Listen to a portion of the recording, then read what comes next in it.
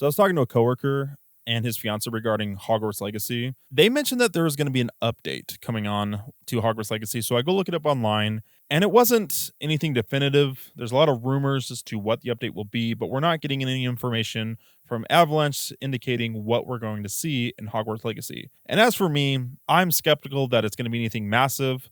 So I decided to think about what are some changes I would like to see from Hogwarts Legacy into Hogwarts Legacy 2, because I think that's going to be where the biggest changes we'll see and not any updates or DLCs that we're going to expect in this game. I think we're going to see it coming up into a new Harry Potter game of Hogwarts Legacy.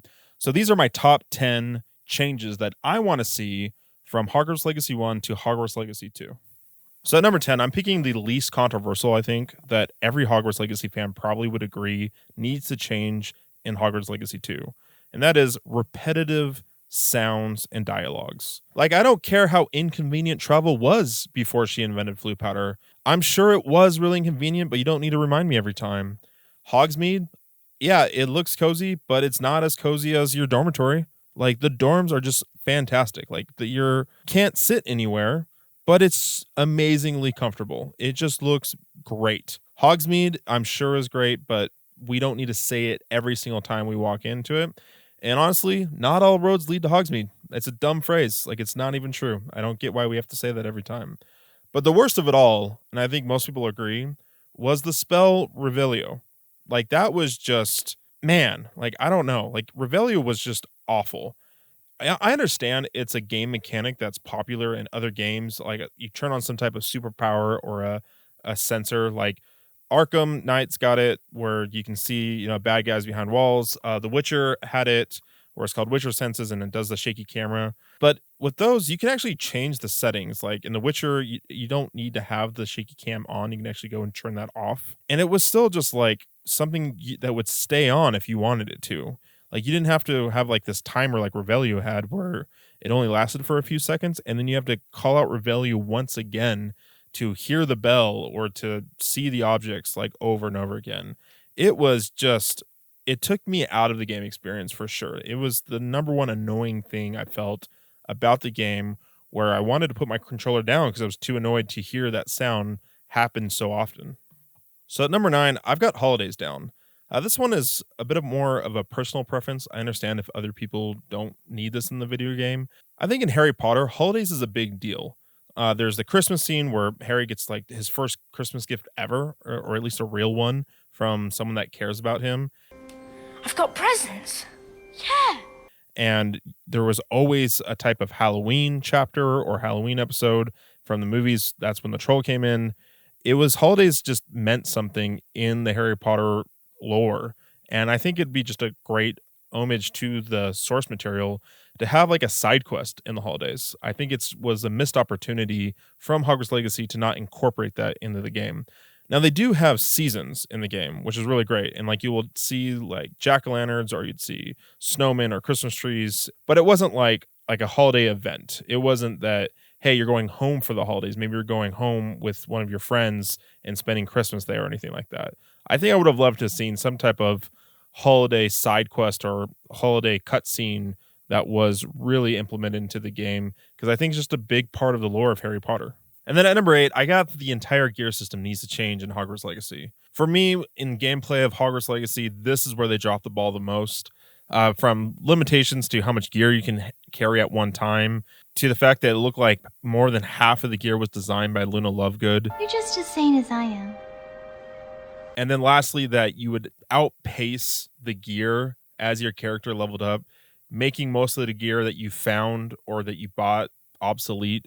Really just the whole process of the gear system in Hogwarts Legacy showed there was room for improvement, and I hope they make that change in Hogwarts Legacy too. All right, so number 7, I've got more focus on the Hogwarts Castle. Now, this could come off a little controversial for some of the Harry Potter fans here. I know they did a phenomenal job in the castle, and in no way am I arguing that. In fact, I would have paid $70 alone just to walk around the castle. It was just a breath of fresh air for me to experience a game by developers who truly were fans of the books and who are fans of the story. It showed in everything. The fact that they have the kitchen below the Great Hall and you can take a little pair to go into that kitchen The developer team were Harry Potter fans and it showed. I loved it. So my question was, why were they branching off of that? Why was there not even more focus on a game that's called Hogwarts Legacy? The entire south region of the map is not a part of the lore. It wasn't interesting, really. Like maybe the first time like going through it was a little interesting, but really I didn't care for it. I didn't care about any of the ruins that I went through. None of the little villages were all that interesting to me. It was more of just tasks, like an annoying task that I was going through just so I can 100% the game. I would have traded all that in for even more castle, more secrets, more classes. Like, why am I not a student going to more classes at Hogwarts? Why is it there's only 3 secrets to discover in my field guide? Like, a part of the lore is Dumbledore himself says he wouldn't even dream that he knows all the secrets of Hogwarts. You could have easily capitalized in putting tons and tons of secrets into the castle for us to discover. And there are secrets to discover that's not a part of the field guide. I understand that. Like there's a lot of cool little like lore bits that you can find in the castle and I really appreciate that. I'm just saying why not capitalize on that even more so? That's just what I think. I think why not put even more effort into the castle and focus on that. And then at number 6, I've got photo mode down, which hopefully this comes out in the update for the game that's coming out later this year. But if it's not, please implement this into Hogwarts Legacy 2. The game is just beautiful. It is just amazing to look at as you're flying around the castle. How much effort was put into this. It's just a shame we didn't have photo mode that we can use to really capture just how beautiful this game is. I'm putting photo mode at number 6 for me. So at number 5, I have Diagon Alley needs to be in Hogwarts Legacy 2. Now, I understand the story that they were going for in Hogwarts Legacy and why they manipulated a bit so that we didn't have to go through Diagon Alley. But I think it was a shame that that wasn't a part of the system in the game. I think there were some creative choices that you had to make to eliminate so that you can get this game completed, and I respect that. But now we're into Hogwarts Legacy 2. You've got the resources now. You sold so many copies of Hogwarts Legacy. Something that needs to go all in my opinion, is Diagon Alley. The storyline needs to start with our character first going to Diagon Alley to pick up our school supplies. It is a huge part of the lore, and it would just been so incredible to see how Diagon Alley could have been designed, especially looking at how great the castle was created. I know that these artists and these creators know how to make great looking art in this video game. And imagine that that skill set could be used to make Diagon Alley. I think would be a phenomenal experience for all Harry Potter fans. My big wish in Hogwarts Legacy 2 is that they can incorporate the story somehow that we as characters visit Diagon Alley before we go to Hogwarts. So at number 4, I have Quidditch, which I understand why this was not in Hogwarts Legacy 1, and it's because of the amount of detail that is already going into this game. You're practically developing another game on top of that if you implemented Quidditch altogether. And I understand that. And it's why we're actually getting Harry Potter Quidditch of Champions as a separate game. But in Hogwarts Legacy 2, however you want to implement it, I don't care how, you need to have Quidditch there, even if we're not playing it. I'm talking either as a spectator, we as a student go and watch a Quidditch match. I'm talking that there should be some type of Quidditch World Cup that we can attend. Quidditch is just too big a part of the Harry Potter universe just to briefly state like, hey, Quidditch is canceled this year and not really mention it any further. The game mechanics with flying in Hogwarts Legacy was a little finicky, and it just showed how difficult it would have been for this developer team to implement the game of Quidditch as it stood, and they needed to release the game, and I get that. But with Hogwarts Legacy 2, you've got the game mechanics down now. You've got the time to put into this, where we could even have Quidditch House Cups inside Hogwarts Legacy 2. Again, however it's done, whether we're just spectators or we're actually playing the game, Quidditch needs to be a part of Hogwarts Legacy 2, in my opinion. All right, number 3, I think I have the most controversial suggestion, which is I want a student simulation in Hogwarts Legacy 2. Now, with Hogwarts Legacy, I understand as a game developer, you need to make a choice. Is this going to be more of a student simulation, or is this going to be more of an action RPG? And they chose action RPG, which is great. It was a lot of fun. but it definitely took me out of the story or out of the game many times.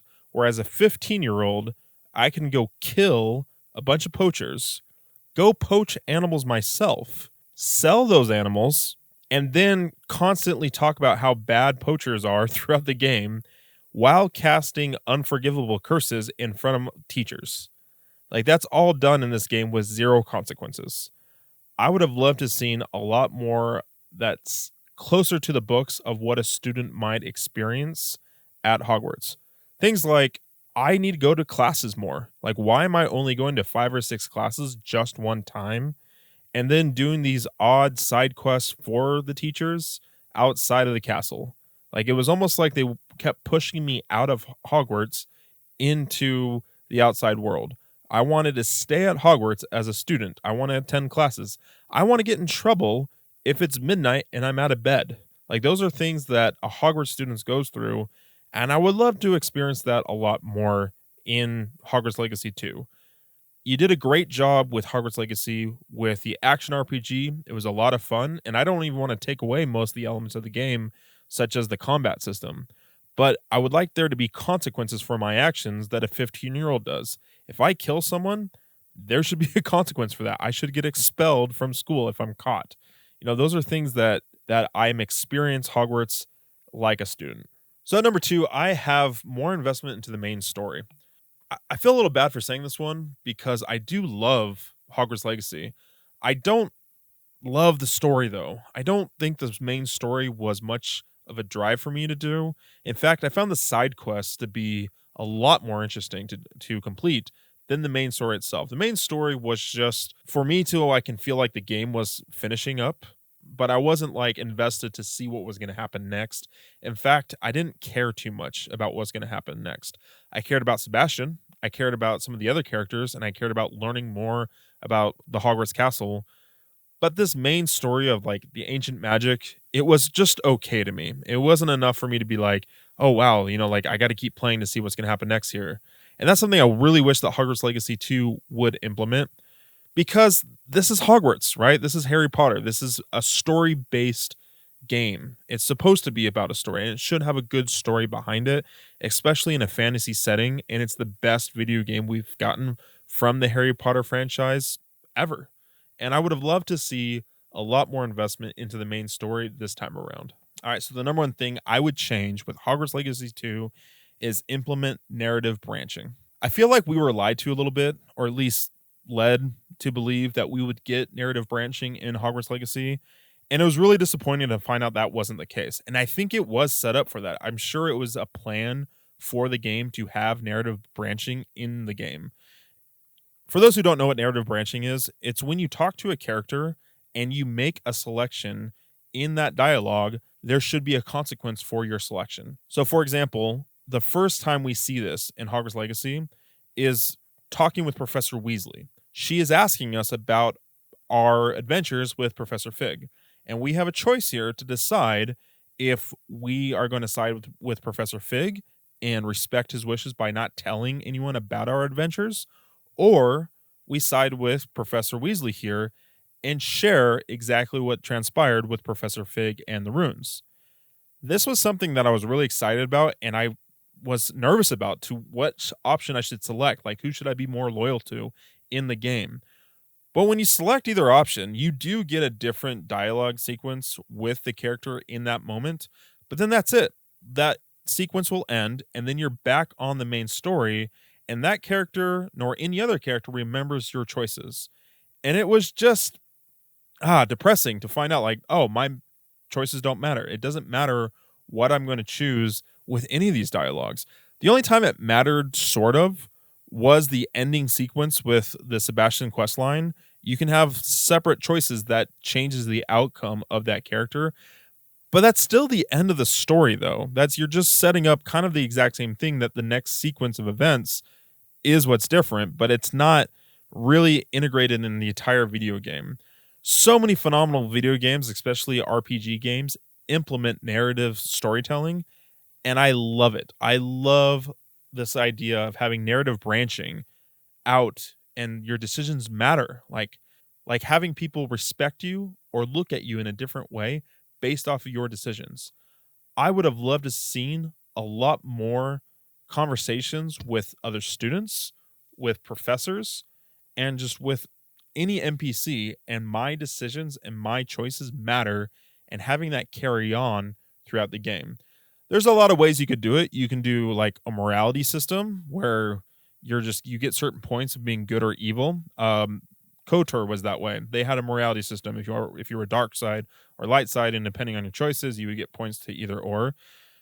But a lot more fun is something like Baldur's Gate 3, where your choices matter with that character and it stays with you and how you talk to that character throughout the game.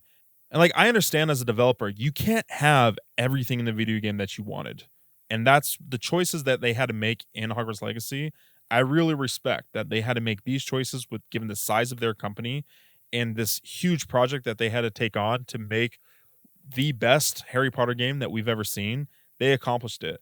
But now going into Hogwarts Legacy 2, you do have that time now. You've got those resources. You've got that feedback from the fans of this is what we really want in the video game. And I think narrative branching is the number one thing I want to see change in Hogwarts Legacy that I think will just level up the experience for me as a player in this immense world of Harry Potter. All right, so that's my top 10 list of the 10 things I would like to see change coming into Hogwarts Legacy 2. I'm sure there were other things that I could have mentioned, and I would love to hear it from you guys. What are some things that you would like to see different coming into Hogwarts Legacy 2? Leave a comment in the comment section. Don't forget to subscribe, and I'll catch you guys next time. Thanks.